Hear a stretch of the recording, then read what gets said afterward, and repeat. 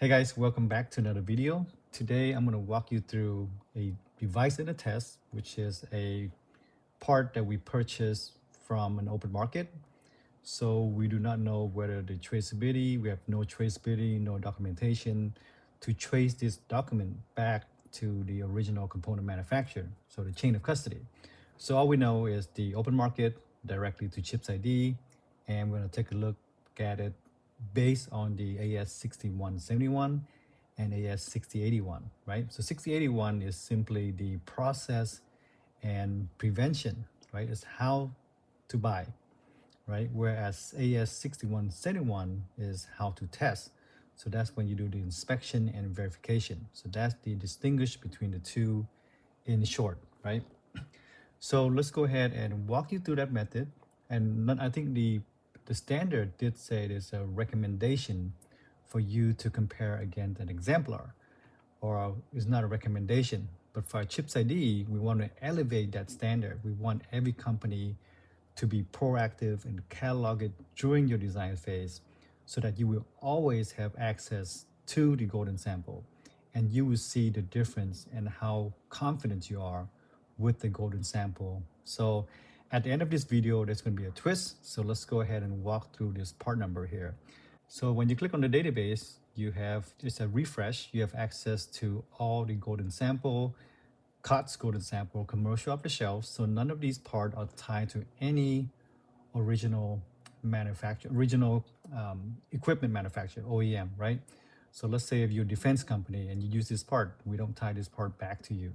So everyone remain private, but you have access to this common library here once you're logged in when you leave this filter by source ID out. So you can see there are many parts in here, right? Thousands of parts.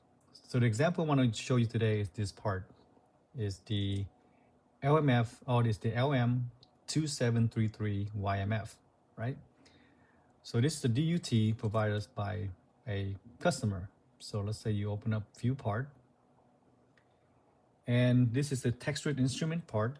It has, it's a regulator, it's a boost regulator, SOT 23-5, 5-pin package. We purchased from eBay, and of course you don't have a lot code, trace code, anything like that, right? So we follow the AS6171 is to look at external visual inspection. Definitely you look at the outer packages, you look at the top marking S52B, you look at the bottom marking, it doesn't have bottom marking at all. And any device under test in here, you must put in this filter ID, because we don't want these images to be used as a golden sample over time. So these are locked to your filter ID only. So here you are. You can see that, we put a watermark as well. And then the additional warning, this part is the device under test and not to be used as a golden sample comparison. So this is a DUT. And if you look at the lead finish, it looks good. The forming doesn't look too perfect, because sometimes perfection in the forming of the leads could be a counterfeit part, right? Because counterfeiter think perfection is what people look for in a part when they buy a part, but they don't really look at it under the microscope, where these leads are not in perfect condition, right? They're in acceptable condition by the original component manufacturer themselves. So they have copper exposure as well here, and they have the lead shear. So let's go ahead and the bent, and you also have X-ray. Well, we X-ray the part. That's per AS6171. I forgot the slash number, but I can, you can look it up for the slash sheets. So the X-ray looks good. Look like they have bond wires coming in, and then the decapsulation. So that's also a slash sheet per AS6171 is to decapsulate down to the die level. So here I am at the die level. It looks like it's not an empty package. There's a die inside, and this is the bright field of the die. And the part number for us is LM2733YMF. So here you have AACP097. Well, most of the time the die don't correlate with the part number, because remember, this is an SOT package. There's only so much room you can mark on the outside, right? Even the top marking does not correlate with the part number themselves. It's internal to the original component manufacturer. So let's go ahead and bring up the data sheet for this part and see what the top marking is supposed to be. Bottom marking, we pretty much out of luck because most of the time data sheets do not disclose bottom marking because the part comes in tape and reel. There's really no practical way to inspect, under the part without removing the part out of the tape and reel packaging. So let's go ahead and take a look at the data sheet. So here I am inside Accurus Parts Intelligent tool. I look up the part number, and you can see there are multiple part number associated with this. Now remember the /NOPB suffix is actually mean no PB. From the periodic table, PB is lead, so no lead. So those are the row house part. So the part that I purchased was the intentionally purchased is the non-lead, right?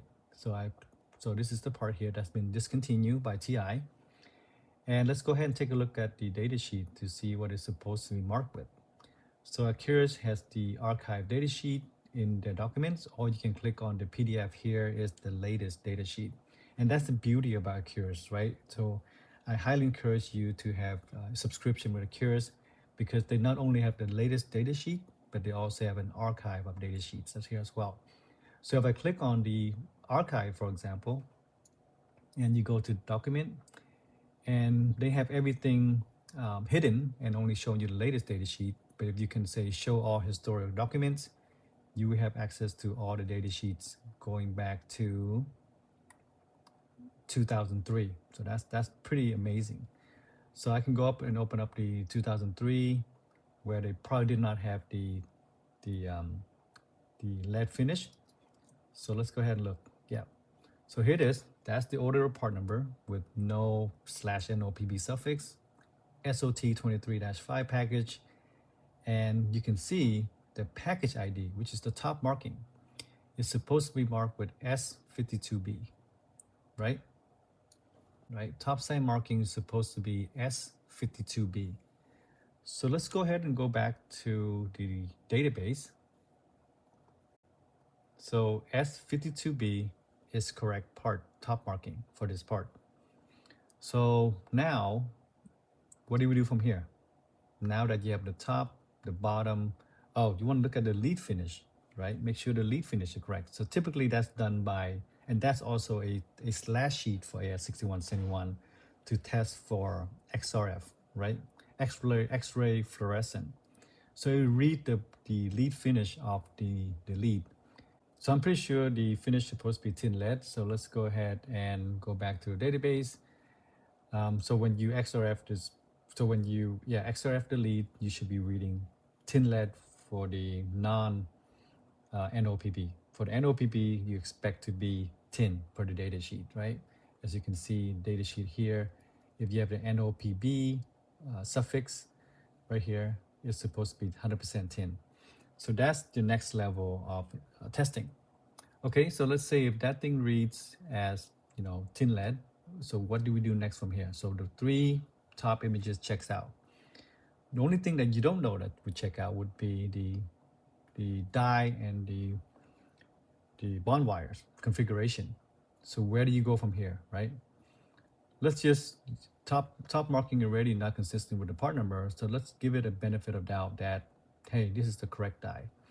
So where would you go from here, right? I think the next obvious step is to send this out for electrical tests, because since you don't have a reference part, I mean, I've done what AS6171 instructed me to do. It's a guidance, right?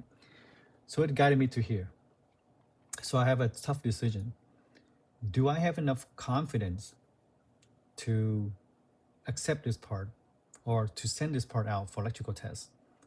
Because it's going to take additional resources from the customer and time, right? You need to act quick.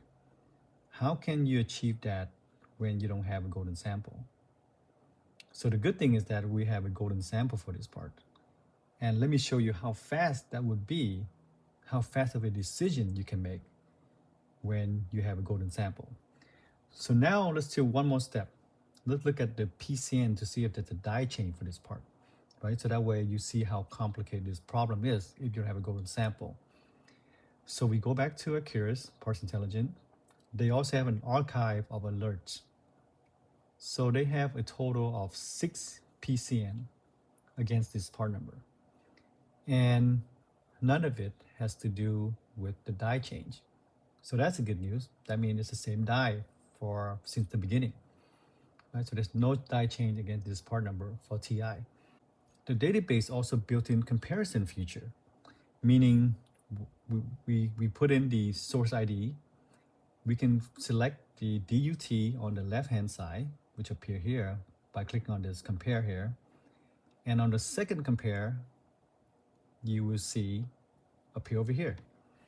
So now the DUT, this is the golden sample on the right-hand side, right? Golden sample, you can look at the golden sample by itself by clicking on view part, or you can click on open compare. So open compare will instantly compare parts side by side. So here you can see that the top marking is S52B with a pin 1 indicator for the golden sample, which the DUT part doesn't have.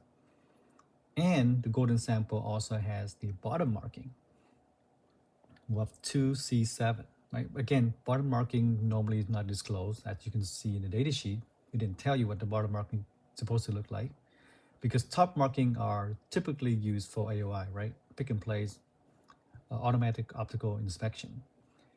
And the lead finish, look at it, it's just as rough as the DUT, right? That's why we don't want perfection in anything. If anything, these are labors, right, from machining and putting the part together, right? These are flaws that, they're not really flaw, but these are the characteristic of it, the nature of building parts in mass volume. This is the quality you get from the original component manufacturer. So far everything checks out, right, down to the lead. Well, if the XRF the lead, this here should be tin lead for this finish. It wasn't disclosed, so I have to call TI. So this is a golden sample. I can call TI and get that information. But we know that without NOPB, it should have some lead in there. And when you look at the X-ray, you have 3 bond wires on each side, whereas the DUT have 3 on one side and 4 on the other side, right? So you can already tell that it's a different die altogether, and we know there's no die change. So as you go further down and look at the dark field, or actually the bright field is better, so you can read the number. The TI part has LM2733Y on the die, right, in this particular case. And for us, we actually made it zoom out. We actually extract the information. Sometimes it's hard to see. We put in the right-hand corner here for you to see. And there are other marking as well, right? And you can see here that TI is using a National Instrument die with a copyright of 2002, right? So there you have it, right? With the golden sample, I can quickly say no to this part with high confidence. There's no guessing in this at all, right? I can say, we can stop here. We bought the wrong lot. Let's go ahead and validate another lot, right? Without any question. You don't have to decide whether to send this part out for test or not. I can tell you right here and then that it's a wrong part, okay? So at the end of the day, AS681 and AS6171 can be effective, but not effective enough without, or not giving you a higher confidence without a golden sample. So it's your choice to either use it as a guidance or elevate yourself with a golden sample, and makes the job a lot easier, a lot faster, a lot more efficient when it comes to counterfeit mitigation. So there you have it. I hope you enjoyed the video, and I'll catch you in the next one. Take care.